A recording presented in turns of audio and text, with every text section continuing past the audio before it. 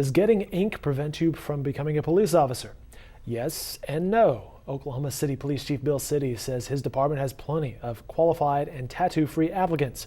But John George, president of Fraternal Order of Police Lodge 123, says a hiring policy banning visible body art is preventing some of the best applicants from applying. The department's policy states applicants with a significant amount of visible tattoos will not be considered for hire. Those with an insignificant amount of visible tattoos may go forward in the application process and be given the chance to medically remove tattoos at their own expense. The Oklahoma City Police Department adopted a tattoo policy in, I believe, 2007.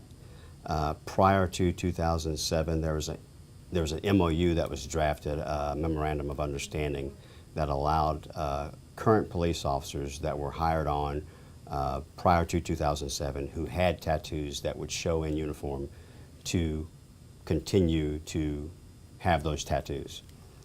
So any new officer that's hired on as of after 2007, according to the policy, their tattoos cannot show while they're in uniform. Chief City told us he is not against tattoos, but, quote, having tattoos and visible symbols is not appropriate for a law enforcement agency, in my opinion. That's where we are right now, and that's where we'll stay. Some people think that it keeps us from hiring qualified applicants. Some people don't think so.